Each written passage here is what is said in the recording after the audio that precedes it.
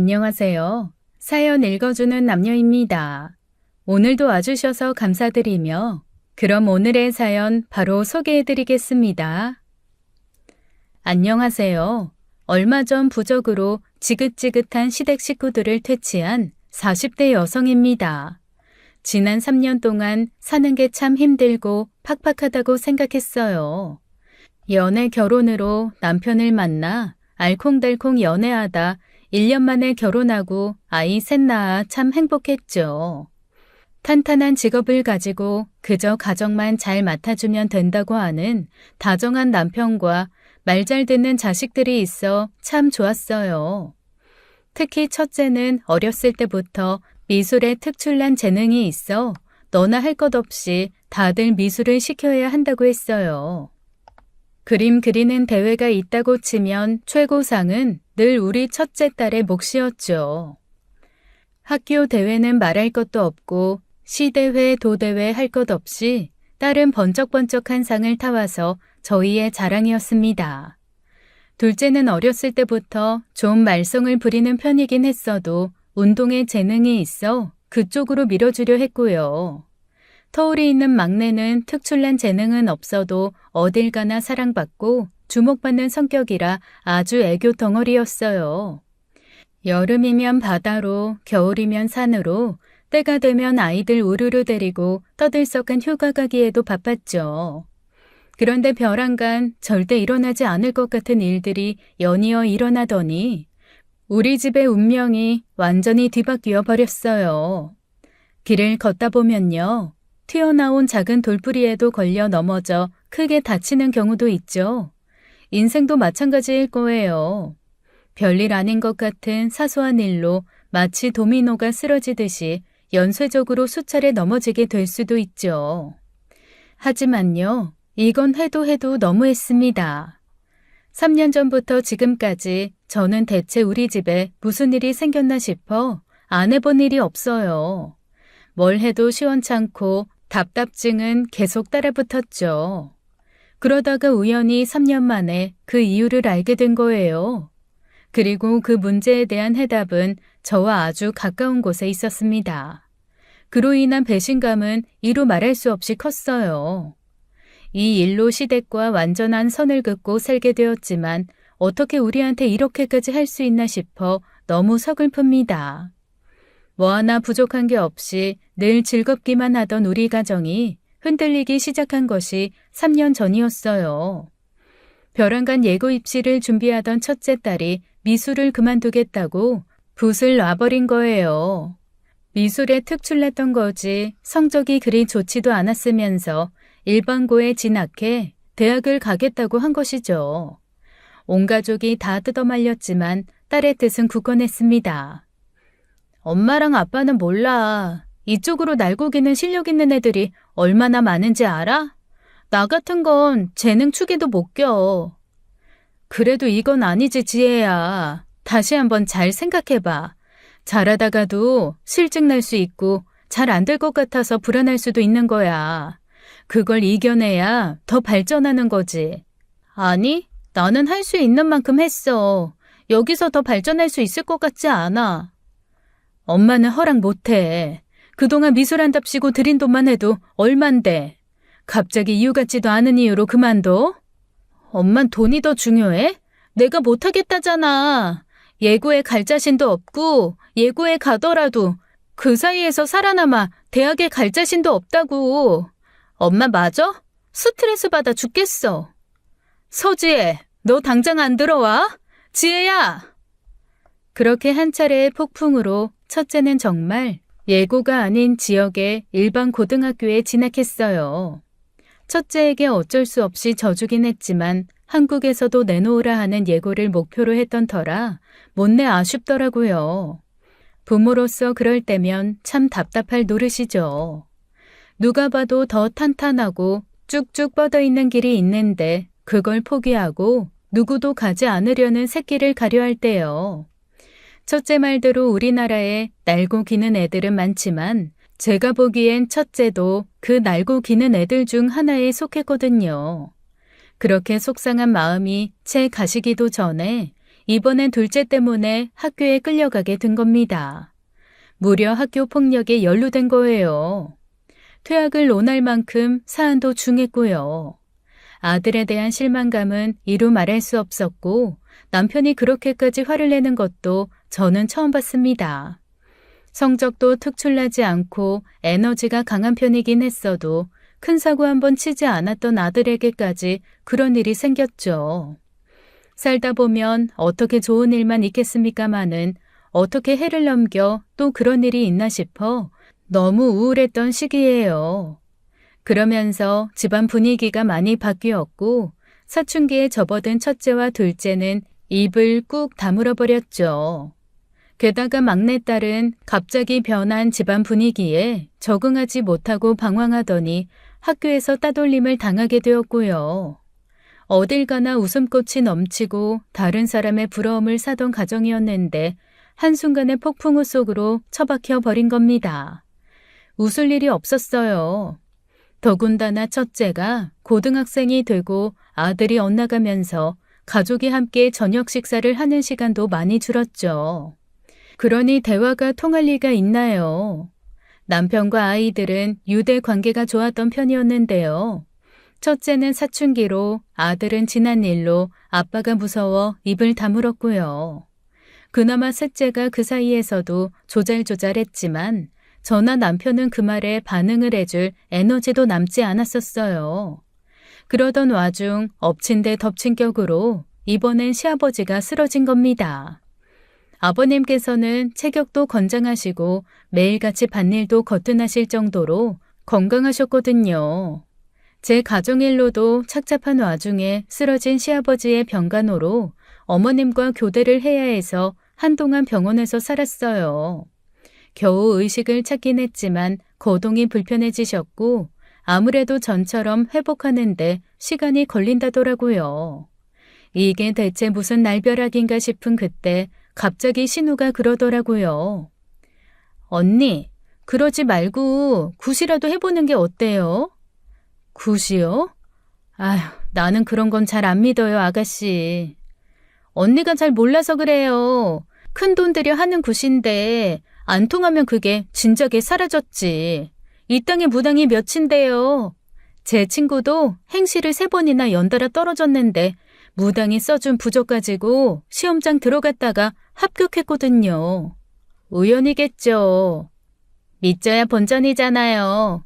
아빠 저렇게 쓰러지고 마음도 안 좋은데 오빠네 작년부터 문제도 많고 혹시 오빠네 집에 문제가 있어서 아빠 저렇게 되신 거면 어떡해요?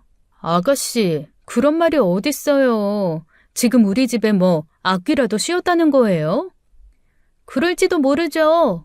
우리 오빠 장남인데 장남에 마가 끼어서 우리 부모님까지 문제 생긴 건지 누가 알아요? 아가씨, 해도 될 말이 있고 안 될 말이 있어요. 그런 말이 어딨어요?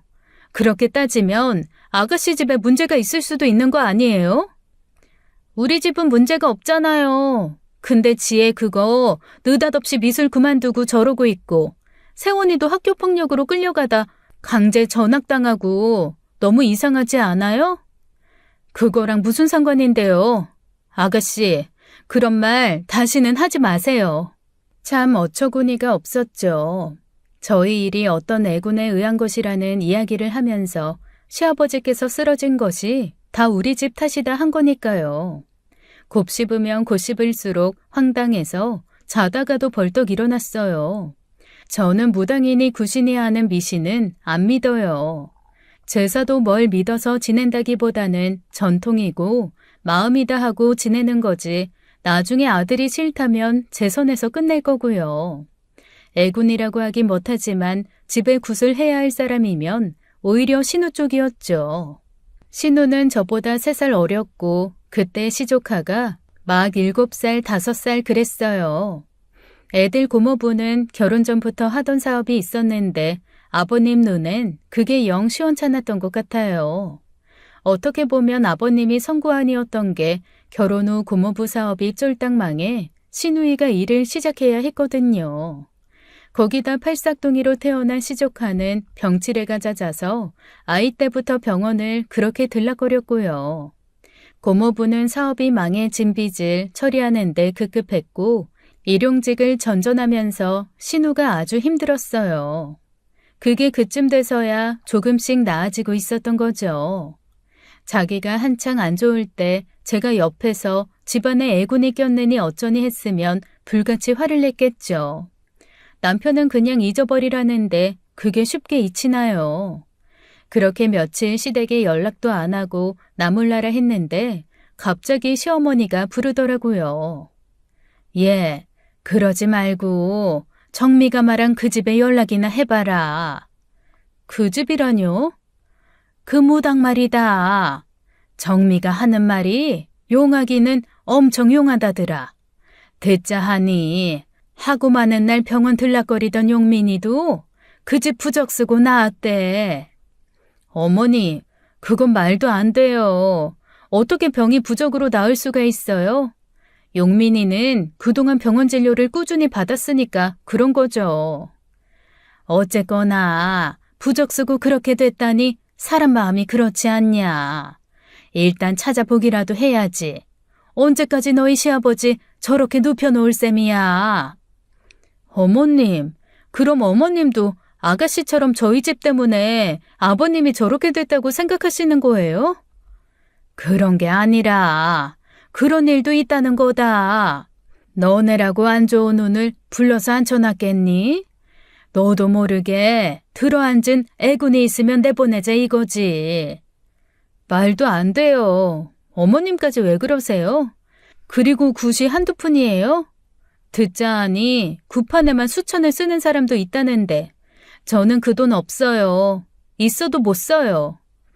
아니 얘는 뭘 해보지도 않고 그저 대뜸 싫대? 방법이 있다잖아, 방법이. 그 사람이랑 이야기하세요. 저는 할 말 없어요. 어떻게 모녀가 저렇게 잘 맞는지요. 참 그러고 보면 시어머님이나 아가씨나 죽이 척척 잘 맞았어요. 아버님께서 아가씨 결혼 그렇게 반대했을 때도 시어머님이 나서서 설득해 결혼시켰거든요. 아버님 저렇게 누워 계신 거 마음 아팠죠. 굿이 정답이었으면 더 일찍 했을 겁니다. 하지만 그게 아니잖아요. 아가씨 이야기 들어보니 그 무당한테 굿 한 번 할 때 1,500만 원이 필요하대요. 1,500만 원을 효능이 있을지 없을지 확실치 않은 곳에 쓸 수 있나요? 완강한 거부를 했는데 기어이 시어머니께선 애들 아빠한테 그 이야기를 한 모양이에요. 애들 아빠도 저와 생각이 다르지 않아요. 특히 그런 곳에 허투루 돈을 쓰는 걸 정말 싫어하기도 하고요. 근데 문제는 애들 아빠가 소문난 효자라는 겁니다. 성인이 되어 독립할 때도 일부러 집과 가까운 곳에 터를 잡았어요. 그래서 상대적으로 친정보다는 시댁에 종종 들릴 수 있게 된 거거든요.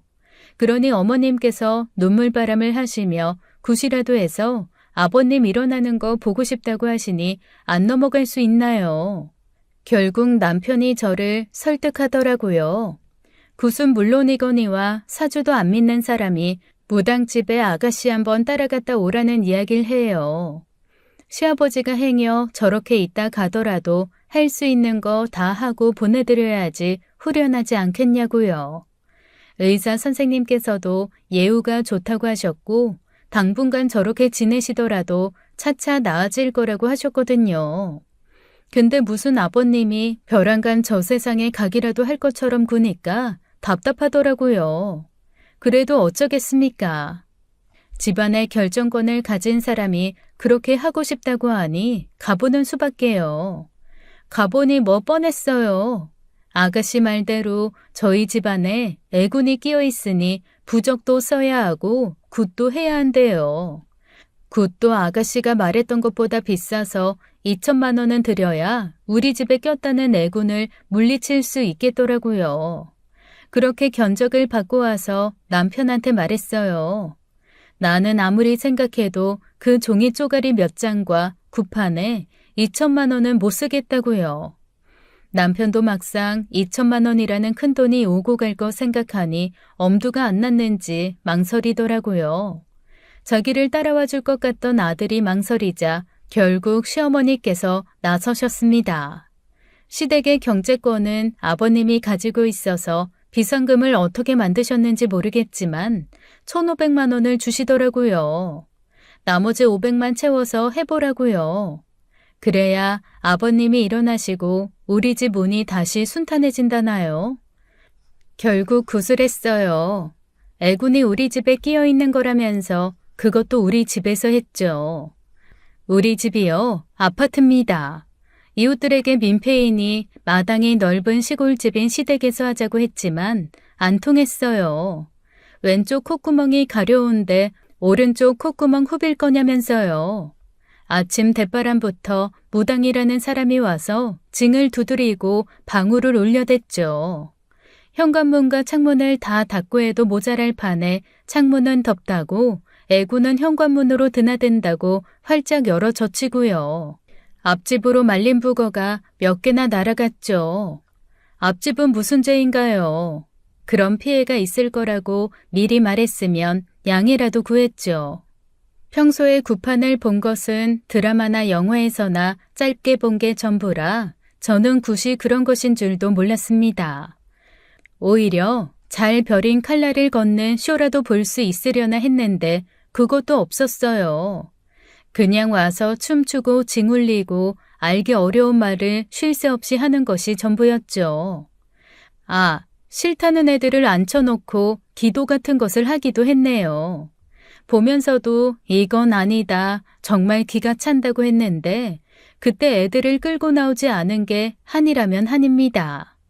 그렇게 굿이 끝나고 이제 좋아질 일만 기다리면 되는 거였어요.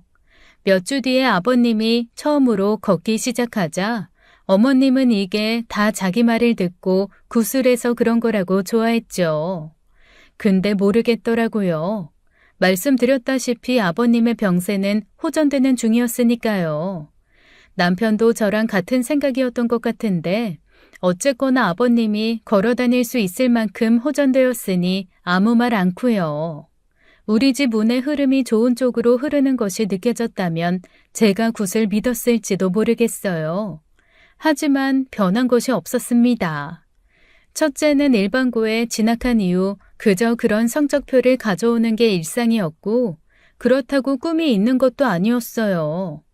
둘째도 어울리는 친구들이 영 별로인 것 같은 게 늘 살얼음판이라도 걷듯이 보게 되고요. 그러다 전혀 문제가 없을 것 같았던 셋째한테 문제가 터진 겁니다. 이제 초등학교 6학년밖에 안 된 셋째가 가출을 한 거예요. 학원에서 돌아올 시간이 다 되었는데도 돌아올 생각을 하지 않아 무슨 일이 있나 싶던 차였습니다. 막내 책상에서 저희 보란 듯 써놓고 간 편지가 발견되었죠. 막내는 그동안 학교에서 친구들로부터 은근한 따돌림을 받았고 그로 인해 너무 힘들었다는 이야기를 썼더라고요. 엄마, 아빠, 나 너무 힘들어서 나갔다 올게. 엄마랑 아빠한테 미리 말하고 싶었는데 언니랑 오빠 걱정으로 힘들어하는 것 같아서 나는 말 못했어. 매일 학교 가는 게 너무 힘든데 엄마는 내 마음을 모르니까 자꾸 학교에 가라고 했잖아. 근데 난 학교 가기 싫어. 학교 가봤자 나랑 놀아주는 애들도 없고 급식도 혼자 먹어. 그래서 밥도 안 먹은 지 꽤 됐어. 밥 안 먹어서 꼬르륵 소리가 나면 애들이 또 웃어. 그냥 나는 학교에 안 가는 게 더 행복할 것 같아. 억장이 무너지는 기분이 어떤 기분인지 부모는 알아야 할 필요는 없습니다. 제가 겪어보니 그래요. 세상이 무너져서 막막한 마음에 뭘 어떻게 해야 하나 싶은 심정. 여러분들은 안 겪으면 좋겠습니다. 이미 겪어보신 분들은 아시겠죠. 갑자기 진로를 포기한 첫째 때와는 완전히 달랐어요. 셋째가 그렇게 힘들었다는 것을 저는 전혀 알고 있지 못했습니다. 첫째가 중심이 되어 모범이 되어줬으면 좋겠는데 제멋대로 굴기 시작하면서 첫째와의 다툼도 잦았어요. 그러면 안 되는 줄 알면서도 이 모든 게 다 첫째로부터 시작된 일 같아 화풀이도 많이 했습니다. 집안이 시끄럽다 보니 둘째는 듣기 싫다고 집 밖으로 나가게 되고요. 애아빠랑도 좋은 소리 오가기 힘들었겠죠. 그 사이에서 셋째는 아무것도 하지 못하고 도와달라 힘들다 그런 말도 못하고 있었던 거예요. 내가 엄마 자격이 있나 우리가 부모 자격이 있는 사람들인가 그런 생각에 눈물이 나더라고요. 일단 애는 찾아야 하니 혹시나 제 언니는 알고 있을까 싶어 급하게 학교에 있던 첫째까지 불렀어요. 셋째는 나이가 너무 어려 핸드폰도 없었고 막상 애를 찾으려고 하니 어디서 찾아야 할지 모르겠더라고요. 친한 친구라고 알고 있었던 애는 셋째랑 대면대면한 사이가 된 지 오래라 잘 모르고요. PC방이며 오락실이며 방방이 타는 곳까지 애가 갈 만한 곳을 다 뒤져봤는데 못 찾았습니다. 경찰에 도움을 요청하고 애로선 달갑지 않았겠지만 학교에도 알려져 담임 선생님이 친구들에게 전부 전화했고요. 게다가 사안이 따돌림과 관련이 있다 보니 학교에서도 그저 좌시할 문제가 아니었습니다. 그러다 애가 발견된 곳은 시에서도 40km가 떨어진 한 마을에서였어요. 어떤 주민분께서 웬 아이가 울면서 밤길을 걷고 있다고 경찰에 신고해 주신 덕분에 찾았습니다. 경찰서에 인도된 아이를 보자마자 저는 등짝을 후려치며 엉엉 울었어요. 이 정신 나간 거사, 미쳤어? 거기가 어디라고 거기까지 걸어가? 잘못했어요. 잘못했어요, 엄마. 말을 해야지. 그런 일이 있으면 아무리 그래도 엄마한테 말을 했어야지. 엄마가 맨날 언니랑 오빠 때문에 너무 속상하다고 하는데 나 힘들다고 하면 더 속상해할 것 같아서 말 못했어. 알고 보니 셋째는 얼마 전까지만 해도 화목했던 가족이 자주 가던 캠핑장 길목을 알고 간 거였어요. 매번 봐서 눈에 익은 풍경을 쫓아가다 보니 밤이 되었고 되돌아가자니 너무 무서워서 그냥 무작정 걸었답니다. 아무리 생각해도 갈 곳은 없는데 집이나 학교에서는 멀어지고 싶은 마음이 큰 차에 그 캠핑장이 생각났대요. 종일 아무것도 먹지도 마시지도 못한 아이는 마을 어르신 덕분에 무사히 집으로 왔습니다. 셋째 학교에 방문해서 진상조사를 확실히 요구하려 했는데 셋째가 그러지 말아달라고 빌더라고요. 아이들이 자기를 괴롭힌 건 아니고 그냥 자기랑 놀기 싫어서 그런 건데 어떻게 혼내냐고요. 그런 걸로 혼내면 오히려 자기가 더 학교에서 곤란해지니 참아보겠다고 해요. 중학교 올라가면 괜찮아지지 않겠냐고요. 그때까지만 참으면 된다고 가출 같은 거 하지 않을 테니까 제발 묻어달라고 해서 어쩔 수 없이 모른 채 했습니다. 학교에서도 이를 더 키우지 않았으면 좋겠다고 했지만 선생님은 또 그대로 두고 볼 수만은 없었던 것 같아요. 알게 모르게 셋째가 아이들과 어울릴 수 있는 시간이나 오해를 풀 수 있는 시간을 만들어주려고 하시더라고요. 그 뒤로 셋째가 돌아오면 항상 대화하는 시간을 가졌었는데 상황이 그리 나아지는 것 같지는 않았습니다. 뒤늦게 소식을 듣던 시어머니와 시누이가 집에 왔었어요. 말하고 싶지 않았지만 마침 그날 시어머니 전화를 받고 무슨 일이라도 난 것처럼 굴어서 결국 알게 되었죠. 어머님이 알았으니 시누이가 왜 모르겠습니까? 하마터면 진짜 큰일 날 뻔했네. 찾았으니 망정이지. 혹시라도 사고라도 났어봐요. 그렇죠. 천만다행이다 싶었어요. 그때 굿이 좀 부족한 감은 있었어요. 네? 그때 다 잡아야 했는데 제대로 안 잡아서 이 사달이 난 것 같지 않아요? 그게 또 무슨 말이에요? 그런 말 하려거든 그냥 가요, 아가씨. 언니, 그때도 굿해서 우리 아빠 일어났잖아요. 돈을 더 썼음 그 얌전한 희주가 가출 꿈이나 꿨겠어요? 말도 안 되는 소리 하지 말고 가요. 아가씨 아니어도 저 정신 하나도 없다고요. 언니, 잘 생각해봐요. 굿해서 안 되면 다른 것도 봐봐야 한댔어요. 엄마, 혹시 선산에 묘자리 다시 봐봐야 하는 거 아니야? 뭐 묘자리?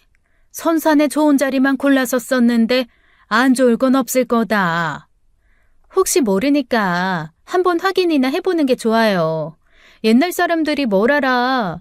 풍수를 공부한 전문가가 딱 보면 뭐 그리 오래 걸리지도 않는데 10초만 봐도 그 자리가 어떤 자리인지 안다는데 묘자리가 그렇게 중요하대요. 잘못 쓰면 집안 하나 풍비박산 나는 건 일도 아니라는데. 그렇게 걱정이면 아가씨가 보고 아가씨가 알아서 하세요. 내가 왜요? 전 별 걱정이 없어요. 용민 아빠 일 잘 풀리고 있지. 용민이 건강해졌지. 게다가 세나는 발레에 소질 있다고 선생님이 칭찬을 얼마나 하는데요. 그래요. 아가씨는 걱정 없어서 좋으시겠네요.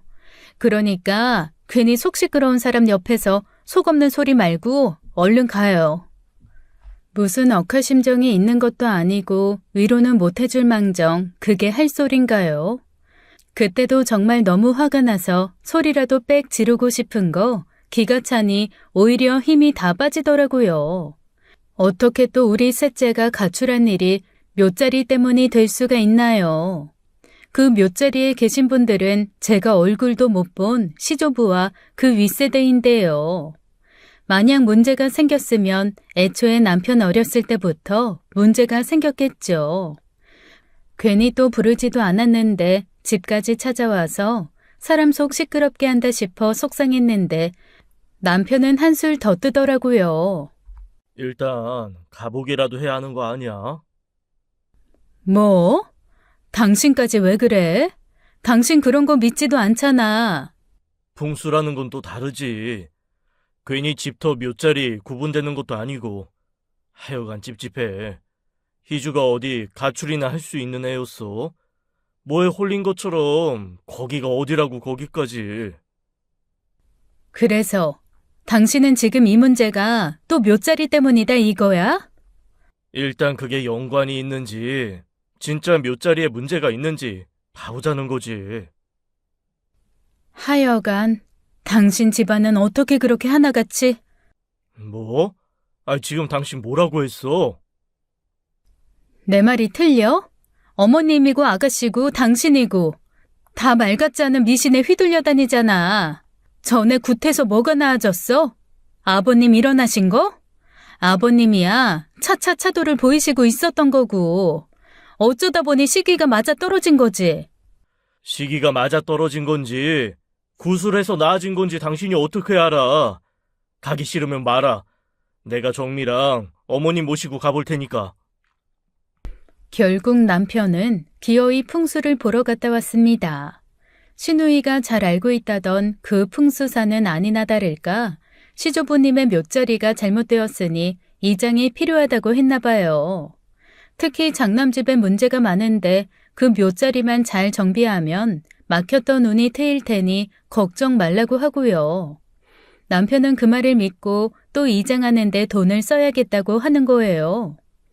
남편 마음도 모르는 바가 아니었어요. 당장 문제가 없던 셋째에게도 그런 문제가 생겼으니 지푸라기라도 잡고 싶었겠죠. 하지만 저는 아무리 생각해도 문제는 그곳에 있다고 생각되지 않았어요. 문제없이 잘 풀리다가 그렇게 말도 안 되게 꽉 막혀버리니 정말 좋은 운이나 나쁜 운을 찾게 되었지만요. 어쩌면 그냥 살다 보니 그렇게 된 일에 너무 얽매여 있는 건 아닌가 하는 그런 생각도 들고요. 제가 이런 문제로 골치 아파 스트레스 받아 할 때마다 친정엄마가 그러셨어요. 그냥 애 하고 싶은 대로 둬라. 애는 괜찮다는데 왜 옆에서 그렇게 야단이야. 그러니 애가 스트레스 받아서 더 겉도는 거지. 참 우리 엄마지만 내 속을 몰라준다 그렇게 생각했는데 어쩌면 그 말이 맞다는 생각이 들었어요. 과거를 떠나지 못하는 제 욕심에 자꾸 애들을 힘들게 하니까 악순환이 반복되는 것 같았거든요. 그래서 묘자리를 이장하는 데는 절대 돈을 쓰지 않겠다고 그렇게 도장을 찍었거든요.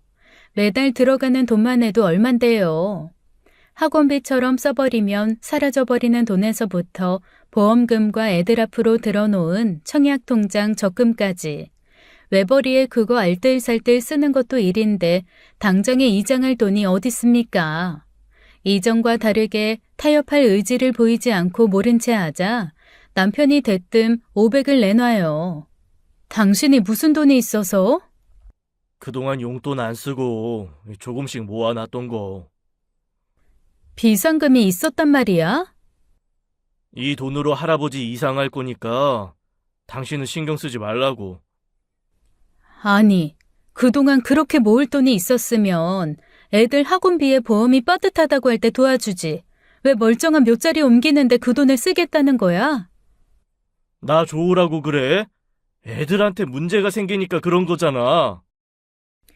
애들 문제가 그 묘자리에 있는 건 확실해?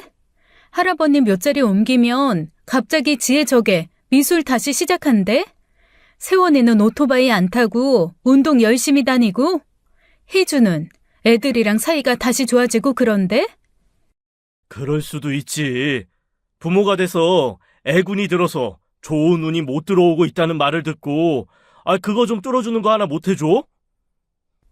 나는 그런 문제가 아닌 것 같다는 말이야. 그래, 세상살이 운에 좌우되는 일도 있지. 지금 애들한테 든 운이 그리 좋은 운이 아닐 수도 있어. 그럼 좀 현실적인 방안을 생각해봐야 하는 거 아니야? 구태라 묘자리 옮겨라, 부적 써라. 돈은 돈대로 쓰면서 나아지는 거는 없었잖아. 뭘 얼마나 했다고 그래. 막말로 우리가 뭐 구슬 뭐 여러 번 했어? 고작 그거 한 번 가지고 나아지면 이 세상에 힘든 집이 어딨어. 내 말이 그 말이라니까. 그 군 몇 번 해서 달라질 거면 이 세상에 근심 걱정 가진 집이 어딨겠냐고. 아니, 어머님이나 아가씨가 그렇게 속 없는 소리 하면 당신이라도 그게 아니라고 좀 중심 잡아야 하는 거 아니야? 하기 싫으면 하지 마. 적당히 날 잡아서 알아서 끝낼 테니까. 그리고 행여나 당신 이번 이장 끝나고 애들 낳아지면 우리 가족한테 사과해. 무슨 사과? 우리 엄마랑 정미 지금 생각 없다고 생각하는 거 아니야? 우리 엄마나 정미나 다 우리 생각해서 해주는 말인데 그렇게 고깝게 들어야겠어? 여튼 그렇게 알아. 사과할 준비나 해. 그래, 어디 두고 보자. 그거 옮긴다고 애들이 좋아지면 내가 그 두 사람 앞에서 무릎이라도 꿇는다. 결국 시댁은 이장을 강행했어요. 그것도 처음엔 시아버님한테 말도 안 해서 집안이 뒤집어졌었죠. 멀쩡한 부모님 묘자리를 건든다는데 좋아하는 아들이 어딨나요? 시아버님이 몸이 안 좋아지신 뒤로 예전만은 못하다지만 그때 그 불호령 저도 아주 섬찟했습니다. 저는 모르는 일입니다 하고 나 몰라라 하고 있었지만요. 하지만 그 세 사람이 합세해서 사정을 설명하고 수차례 설득을 한 끝에 결국 아버님도 항복을 하셨죠. 그리고 결과적으로 제가 그 두 사람에게 무릎을 꿇거나 사과해야 할 일은 없었습니다. 달라진 건 할아버님이 누워 계시던 자리뿐이었어요. 그래도 나아질 것 같다니까 남편은 희망적이었는지 표정이 좋았던 날은 좀 많았습니다. 제 아빠가 기분이 좋으니 애들도 눈치를 덜 보고 좀 더 이야기를 많이 하기도 하고요. 그래서인지 좀 나아지는 건가 싶어 보이기도 했지만 그건 착각에 불과했습니다. 크게 달라지는 건 없었거든요. 그 와중에 시어머니는 그게 한두 번 가지고 되는 일이 아닌데 저 때문에 일을 못 벌인다고 저를 탓했어요. 남들은 구슬하는데 억을 쓴단다. 왜 그렇게까지 하겠냐? 그 사람들은 뭐 바보 천치라서 그렇게 쓴다니? 그 사람들은 그렇게 돈이 남아 도나 보죠. 어머니, 저 이제 거기다 돈 안 써요. 애들 아빠도 모은 비상금 죄다 이장하는 데 썼으니 그럴 돈도 없을 거고요. 그러니까 저희한테 기대하지 마세요. 너는 어떻게 된 게 집이 잘 된다는데도 그러니? 남 좋으라고 하는 일이야? 다 네 자식들 때문 아니냐? 그런데 그 돈을 아껴? 남들은 대출받아서라도 한다더라. 그러게요. 저는 아무리 그래도 대출받아서까지 못하겠어요. 그러니까 제발 그런 이야기 좀 그만하세요. 어머니, 저는요, 그거 다 헛돈 쓰는 거라고 생각해요. 그렇게 해서 잘 될 일이면 이 세상에 아픔이 어딨어요? 긍정적으로 생각만 해도 모자랄 판에 너는 꼭 그런 생각으로 초를 쳐야겠니?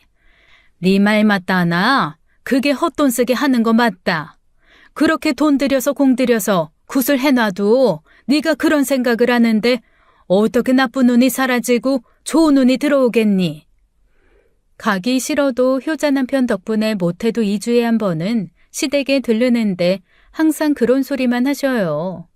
답도 없고 영양가도 없는 소리 때문에 속은 타들어가는데 그 와중에 시누이는 불난 집에 기름 붓듯 그러더라고요.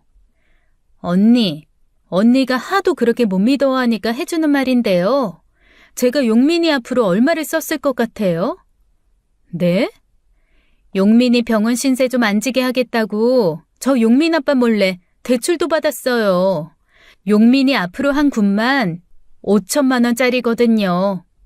네? 아가씨, 그럼 지금 고모부도 모르는 빚이 그만큼 있다는 거예요? 저는 일하잖아요. 어떻게든 갚겠죠. 근데 나중에 용민 아빠가 알게 되더라도 할 말 있어요. 어차피 그 돈 용민이 병원비로 들어갔을 돈이에요. 근데 애가 안 아프고 건강하게 자라는데 어쩌겠어요? 아니 아가씨, 그렇다고 그렇게 큰 돈을 빚을 지면 어떡해요? 저도 알죠. 5천만 원 큰 돈인 거. 근데요 언니, 저는 오히려 마음이 편해요. 매일같이 병원 들락거리면서 용민이 잘못되면 어쩌나 전전긍긍하고 하루라도 편히 자는 게 소원이었는데 용민이도 저도 아주 꿀잠 자잖아요, 이제. 그래요. 어차피 아가씨가 책임질 건데 제가 뭐라고 하겠어요. 근데 아가씨, 용민이가 그동안 병원 치료 꾸준히 받아오면서 나아질 때였다는 생각은 안 들어요? 아가씨도 그랬잖아요. 의사 선생님께서 용민이 나아질 거라고 조금만 더 고생하면 된다고 하셨다고요. 그거야 의사들이 다 하는 말이죠. 그럼 어차피 안 낫겠지만 애 고생이나 좀 시켜봅시다 그래요? 언니도 참 순진해. 언니, 나중에 소 잃고 외양간 고치지 말고요. 잘 생각해봐요. 더 큰 문제가 생길 수도 있다니까. 진작 돈 쓸 걸 하지 말고요. 아무래도 제가 집을 팔아 구판의 돈을 억대로 써야 그만할 것 같았습니다. 시누이야 자기가 쓴 돈이 아이 병을 고치는데 큰 도움이 되었다는 결과가 나왔으니 그럴 수 있죠. 맹신하게 된 것은 문제가 있어 보이긴 하지만 저는 아무리 생각해도 그냥 운의 때가 잘 맞은 것 같았거든요. 그런데 그런 제 생각이 완전히 바뀌게 된 계기가 생긴 겁니다. 시조카의 병이 그냥 나은 게 아니고 잘 자라던 우리 애들한테 문제가 생긴 것이 이것 때문일 수도 있겠구나 하고요.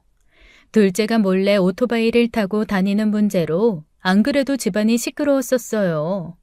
저도 저지만 남편이 결혼 전 오토바이를 타고 큰 사고를 당할 뻔한 이후로 오토바이를 무척 싫어했죠. 그러다 보니 당연히 아들에게도 허락해 줄 수 없었고 애초에 아들은 면허증도 없었습니다. 오토바이를 타고 다니는 것을 알게 된 후 아예 집안에 두고 못 나가게 했어요. 절대 타지 않겠다는 약속하기 전까지는 어디든 못 나가게 하겠다면서 핸드폰도 빼앗았고요. 둘째도 머리가 커서 절대 남편한테 지지 않겠다는 듯 방 안에서 나오질 않더니 답답한지 결국 항복하더라고요. 그 누구의 오토바이도 타지 않겠다고 약속을 한 뒤에야 외출 금지를 풀어준 것이죠. 약속을 지키리라 믿는다는 무게를 가진 말과 함께요. 하지만 아들은 약속을 지키지 않았습니다. 아들은 끝까지 자기가 운전한 것은 아니니 약속을 어긴 것은 아니라고 했지만요. 여보, 어떡하지? 세원이가 지금 응급실이래. 뭐? 아이, 갑자기 왜? 모르겠어. 담임말로는 오토바이 타다 그랬다는데. 뭐? 이 자식이? 아들은 친구가 운전하는 오토바이를 타고 가다 사고가 났어요. 얼마나 빨리 달렸던지 균형을 잃은 오토바이가 크게 휘청거리면서 갓길에 정차되어 있던 트럭을 박은 거예요. 천만다행으로 둘 다 헬멧을 쓰고 있었으니 망정이지 그렇지 않았더라면 아마 죽었을 겁니다. 교복이 다 찢어질 만큼의 충격으로 온몸에 찰과상을 입고 다리가 부러져 철심을 박는 수술을 해야 했어요. 오토바이 사고로 병원에 실려갔다는 소식을 듣고 남편이 불같이 화를 냈는데 누워있는 아들한테 뭐라고 하겠어요. 아들도 면목이 없는지 고개만 숙이고 있고 남편이 없는 자리에서 그러더라고요. 그래도 자기가 운전을 한 건 아니니 자기가 잘못한 건 아니라고요. 그 와중에 그런 말을 하는 걸 보니 멀쩡한 거죠. 기가 막혀서 말도 안 나오는데 하마터면 죽을 뻔했던 거 살았다고 하니 가슴을 쓸어내리게 되더라고요. 소식을 듣고 달려오신 시부모님도 이만하면 다행이다 안도하셨어요. 그 와중에도 점을 한번 보러 가보라는 시누이의 말에 지긋지긋해서 도망치듯 병실을 나와버렸습니다. 속이 없어도 저렇게 없을까 싶더라고요. 그쯤 되니 저도 너무 답답했어요. 대체 원인이 뭘까? 애들이 저렇게 엇나가고 내 뜻대로 되어주지 않는 데는 진짜 이유가 있지 않을까? 답답한 마음에 쉬지 않고 나오는 한숨이나 푹푹 쉬어대는데 친정엄마로부터 전화가 왔어요. 사는 곳이 너무 멀어 손자가 입원했는데도 바로 찾아와 보지 못해 미안하셨던 거죠.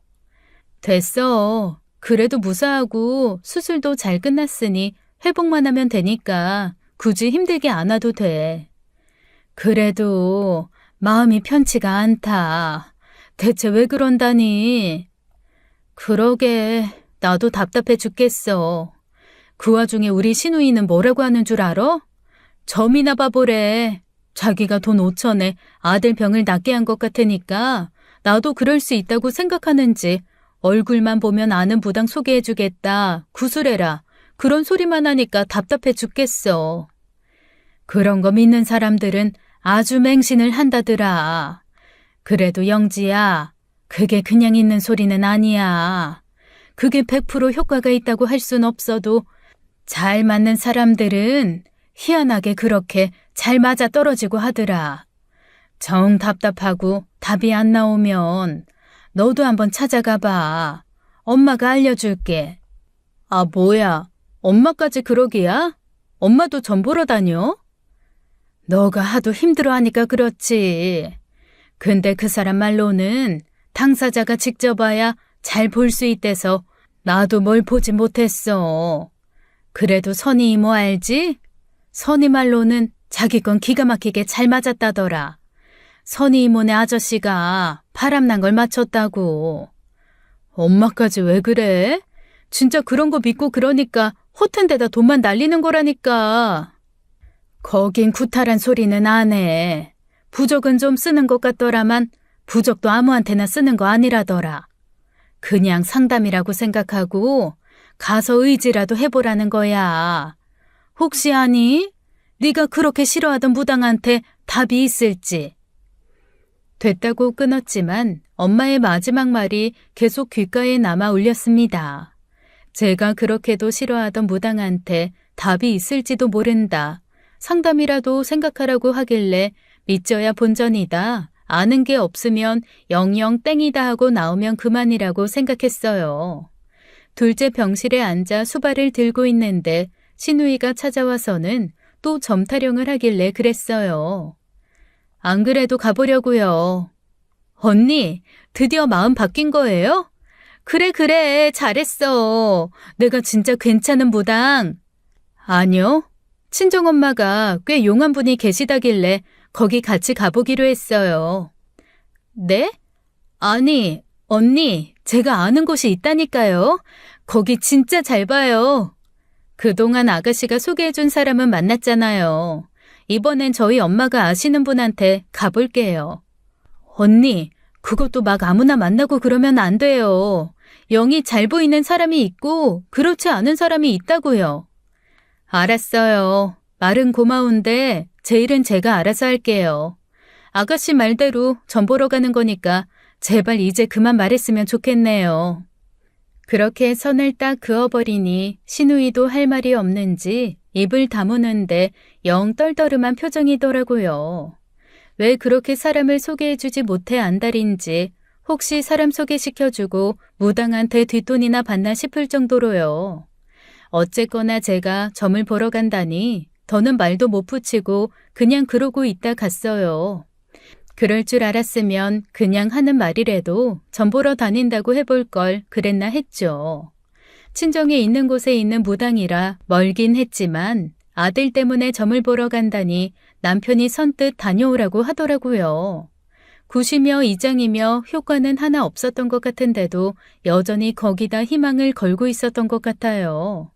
오죽하면 그러겠냐 싶다가도 왜 그럴까 싶어 답답하기도 했죠.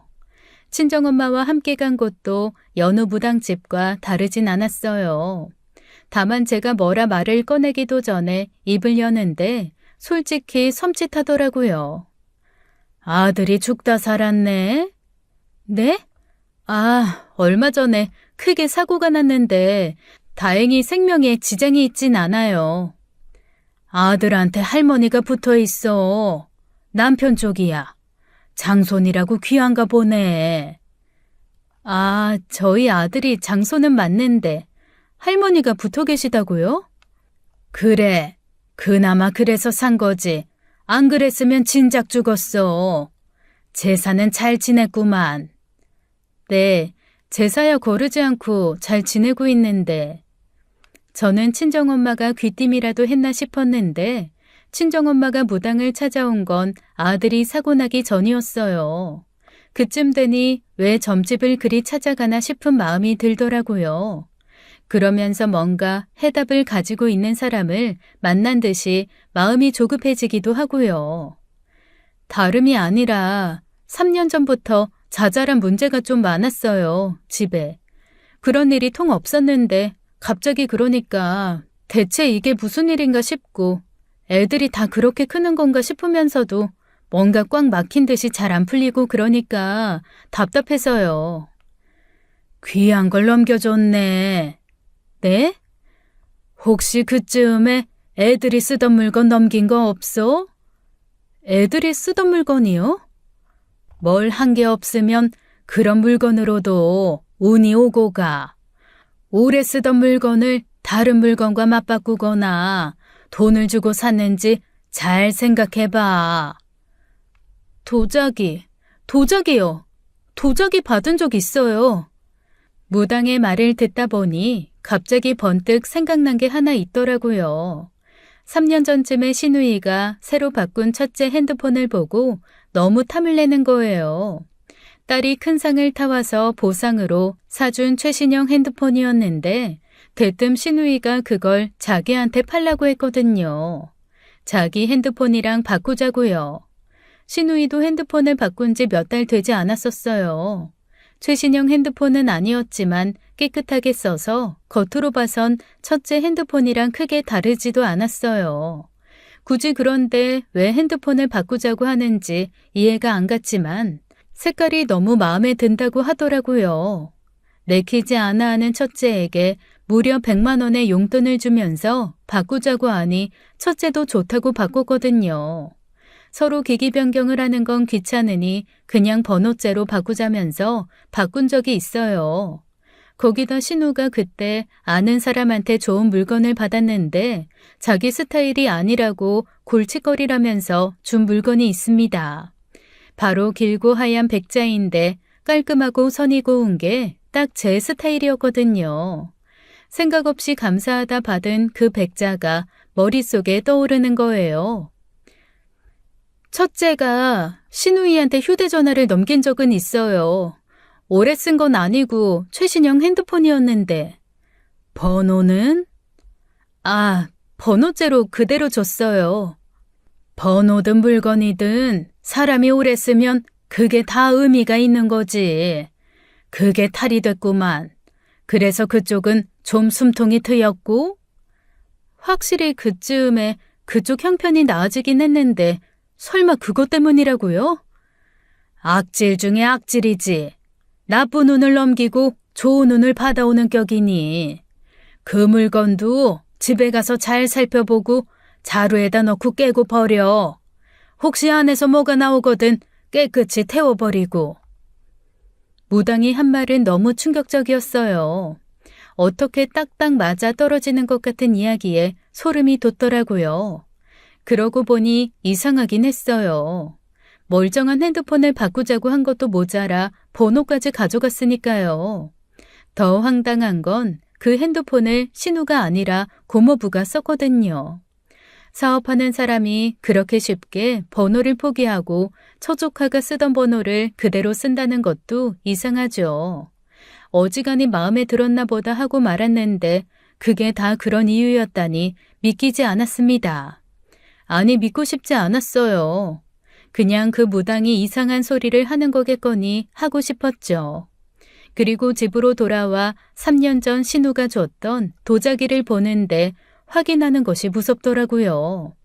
거실에 앉아 텔레비전을 보고 있던 남편에게 자초지종을 이야기하니 남편도 말문이 막혔는지 아무 말도 못하고요. 남편이 조심스레 도자기를 들고 왔어요. 텔레비전 옆 장식장에 두었는데 그게 크기도 크고 무게도 상당해요. 남편이 밑바닥이랑 옆을 찬찬히 보고 안을 들여다보다가 휴대전화 플래시를 비춰보더라고요. 그러고는 바닥에 잘 내려놓고 팔을 넣었어요. 팔이 끝까지 들어가는 깊이의 도자기였거든요. 그리고 남편이 팔을 빼면서 그 끝에 검은 테이프로 붙인 부적이 나오더라고요. 노란 종이에 빨간색 그림이 그려진 그 부적이요. 순간 저랑 남편은 할 말이 없었습니다. 저는 재빨리 부적을 부엌으로 들고 가 가스레인지에서 불을 붙인 뒤 싱크대에서 태웠어요. 그리고 재활용 쓰레기 봉투를 갖다가 도자기를 넣었죠. 그걸 어디서 깨야 하나 허둥지둥 거리는 사이 갑자기 남편이 대뜸 그걸 그대로 바닥에 내리쳐버린 거예요. 다행히 쓰레기 봉투 안에 들어있어 파편이 튀진 않았지만 비닐이 조금 뜯기고 그 사이로 파편이 나오긴 했죠. 워낙 갑작스러운 행동에 놀라 치울 생각도 못하고 남편을 봤는데 얼굴이 시뻘겋더라고요. 누가 봐도 화가 머리끝까지 났다는 것을 알 수 있을 만큼요. 그게 전부가 아니었어요. 무당이 혹시 집에 자주 드나들던 사람이거든 집안 구석구석 안 보이는 곳을 잘 찾아보라더군요. 그래서 미친 듯이 이방저방을 뒤지고 다녀봤어요. 그런데요, 세상에 내 집에서 내가 알지도 못한 곳에서 부적들이 나온 겁니다. 소파 및 아이들 침대 및 장롱 액자 뒤, 냉장고 뒤 찾은 것만 해도 무려 8장이었던 거예요. 당장에 무당에게 연락해 진짜 당신 말대로 부적이 있더라. 대체 이게 무슨 부적이냐고 물었죠. 사진을 본 무당이 그래요. 그건 길을 약하게 하고 좋은 흐름을 막는 부적이라고요. 당장에 신우집으로 쫓아갔습니다. 마침 시어머니도 신우집에 있더라고요. 없으면 부를 참이었는데 그렇게 모여있으니 잘됐다 싶었고요. 아가씨, 이거 뭔지 알죠? 네? 아, 글쎄요. 그거 부적 아니에요? 언니 전 보러 갔다더니 부적 써온 거예요? 아니요. 제가 쓰기도 전에 우리 집 구석구석에서 나오던데요. 이건 소파 뒤, 이건 장롱 밑, 이건 지혜 침대 밑, 이건 세원이 책상 밑, 뭐 다 말해드려요? 굳이 말 안 해도 되잖아요. 아가씨가 더 잘하실 텐데. 그게 무슨 말이에요? 서정미, 너 똑바로 말해. 우리 집에 무슨 짓 한 거야? 아니 다짜고짜 찾아와서 이게 무슨 난리야. 대체 왜 그러니? 어머니, 어머님도 그러시는 거 아니에요. 똑같은 자식, 똑같은 손주 아니에요? 어떻게 아가씨 자식 잘 되자고 우리 자식을 팔아먹는 짓에 동참할 수가 있어요? 나는 통 무슨 소린지 모르겠다고 하지 않니? 무슨 말이야 이게? 그러니까 이 부적이 너네 집에서 나왔단 말이야? 대체 누가 그랬는데? 아가씨가 잘 아시겠죠? 왜 생사람을 잡고 그래요? 저라는 증거 있어요? 아가씨가 아니면 어머님이시던지요. 두 분 말고 이런 짓 할 사람이 또 누가 있어요? 아니, 이게 무슨 말이야? 정미, 너 진짜 얘네 집에 이걸 다 붙였니? 아니, 그게 아니라 언니가 부적이라도 쓰면 좋을 것 같은데 하도 안 믿으니까 대신 해준 거죠. 별뜻 없어요. 좋은 운 갖다 주라고 붙인 건데. 무당 말이 길을 약하게 하고 좋은 운의 흐름을 막는 거라던데요. 누가 그래요? 그 무당이 돌팔이겠지. 그리고 어차피 언니 미신 안 믿는다면서요. 안 믿는 사람한테 부적이니 구신이 그게 다 무슨 소용인데요? 이게 효과가 있는지 없는지 그게 문제가 아니라요, 아가씨. 그러니까 아가씨가 이 부적이 안 좋은 걸 알면서도 집에 갖다 붙였는지 저는 그걸 묻는 거예요. 미신이라잖아요. 뭐가 됐든 그게 중요해요? 저는 좋은 의미에서 그런 거고 뭐 별일 없었잖아요. 그러니까 너가 붙였다는 거야? 아휴, 그럼 얘한테 말을 했어야 하지 않니? 얘 좋은 의미에서 그랬다니까 너가 참아라. 얘가 한 번씩 속이 없이 그런 짓을 해. 어머님, 그렇게 얼렁뚱땅 넘어갈 문제 아니에요. 똑바로 말하라고! 너 이 부적 어떤 의미인지 알고 붙인 거야? 오빠까지 왜 이래? 어차피 그거 다 가짜야. 부적 붙인다고 뭐가 잘 되고 될 게 안 되겠어? 왜 갑자기 찾아와서들 난리야? 빨리 나가.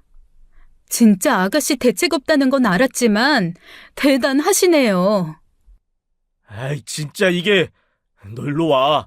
아니, 너 일로 와. 그만하고 빨리 가라. 별일도 아닌 거 가지고 둘씩이 나와서 난리야.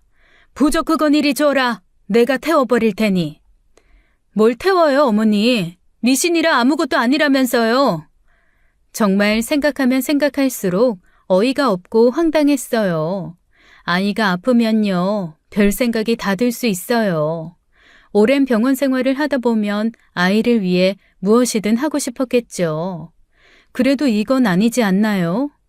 신우는 제 아들이 병원에 누워있는 것을 보고 무슨 생각을 했을까요? 자기 아들 대신 내 아들이 누워있어 다행이라고 생각했을까요?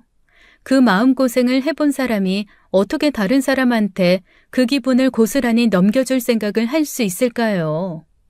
그날 밤 집으로 돌아온 저나 남편은 서로 아무 말도 하지 않았어요. 이 상황에 대한 화가 슬슬 남편한테로 옮겨지더라고요. 시어머님과 시누이 말을 그렇게 철석같이 믿더니 그게 다 자기 발등 찍는 꼴이었다는 걸 알기나 할까요?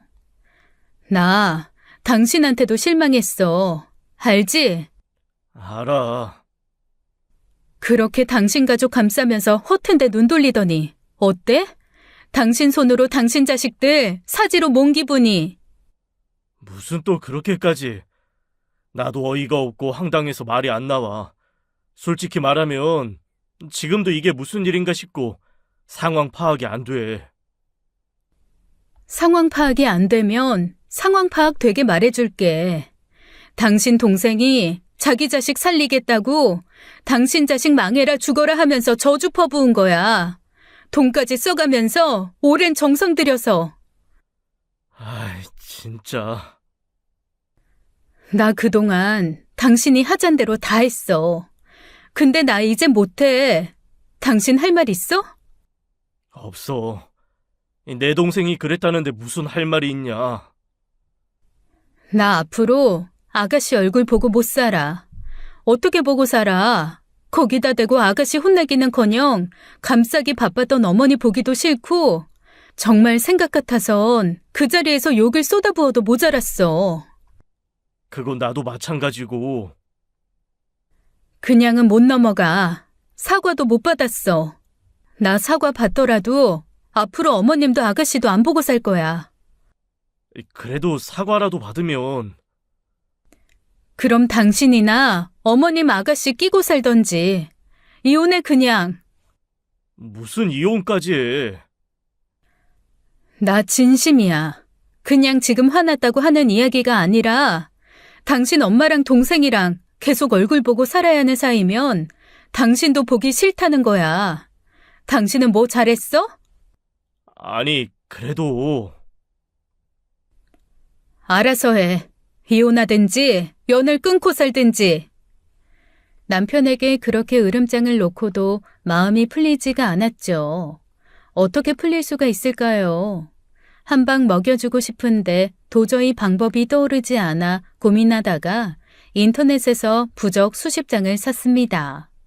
효과가 있는지 없는지는 모르겠지만 다 좋은 의미의 부적 묶음이었어요. 저한테는 이미 그 부적이 진짜 저주를 가지고 있는지 없는지는 중요하지도 않았죠. 그리고 그 부적을 들고 그대로 신우이 집으로 갔습니다. 그리고 신우의 집 현관문과 벽면에 여러 장 붙였어요. 아무리 초인종을 누르고 현관문을 두드려도 열어주지도 않더라고요. 일 키우는 데는 일가견이 있는지 그럼 제가 그만둘 줄 알았나 봐요. 저는 그 길로 시댁으로 갔습니다. 그리고 어리둥절한 시부모님께 인사도 안 드리고 집 대문 벽 냉장고 옷장 할 것 없이 미친 듯이 부적을 붙여댔어요. 아니 이게 무슨 짓이야? 너 지금 뭐 하는 거냐? 예. 왜요 어머니? 어차피 미신일 뿐인데 이게 뭐가 됐든 무슨 상관이에요? 아이고 이게 미쳤나? 부적을 집안에 이렇게 붙여? 어차피 미신이라서 상관없으시다면서요. 별일도 안 일어나니 괜찮다고 하시지 않았어요? 예, 아이 대체 이게 무슨 일이냐? 아버님, 죄송해요. 어머님이 어제 그러셨거든요. 너 그만하지 못해? 왜요? 아가씨는 저희 집에 들어와서 저 몰래 부적 붙이고 다녀도 되고 저는 이렇게 대놓고 붙이는 것도 안 돼요? 아버님, 아가씨가요. 용민이 살리자고 저희 집에 와서 부적 붙이고 갔어요. 우리 애들 운 가져가겠다고요. 뭐? 아니 이게 대체 무슨 말이야? 저도 이게 대체 무슨 일인지 아직도 모르겠어요. 이게 말이 되나요? 자기 자식 살리자고 남의 자식한테 그런다는 게? 가족이라 그런다, 가족이라. 좀 의지를 한 거지. 용민이 건강 좋아졌다고 너네 애들이 뭐 그렇게 잘못된 것도 아니잖아. 어머니, 세원이 죽다 살아났어요. 그게 아가씨가 붙인 부적 탓이 아니라는 증거 있어요? 어머님한테는 용민이만 손자예요? 세원이는 어머님 손자도 아니에요? 가족이라 그런다뇨. 가족이면 누구 대신 누가 죽어도 좋다는 거예요? 내가 언제 또 그렇게 말했어. 얘가 사람 말을 그렇게 곡해하고 가족이라면서요. 어머니, 저희는 가족도 아니에요? 정미 이게 일을 친 거냐? 아니, 그게 아니고. 아니, 얘가 대체 무슨 말을? 결국 시아버님이 모든 전말을 알게 되셨고 그야말로 집에 불호령이 떨어졌습니다. 저와 가족들에게 진심으로 사과하신 것은 시아버님 뿐이세요. 시어머님과 시누이는 괜히 제가 일을 키우셨다 야단이었죠. 시아버님께는 진심을 담아 말씀드렸어요. 아버님께는 너무 죄송하지만 저도 제 자식이 걸린 일이라 그냥은 못 넘어갈 것 같습니다. 언제까지가 될지 모르겠지만 저 어머님이랑 아가씨 보고 살 자신 없어요. 애들 아빠한테도 말했습니다. 계속 어머님이랑 아가씨 보고 살아야 하면 이혼하겠다고요. 그래, 내가 무슨 말을 하겠냐? 내가 자식을 그렇게 키운 것을. 네 뜻이 그렇다면 알아서 해라. 아이 그래 네 마음이 풀려야지.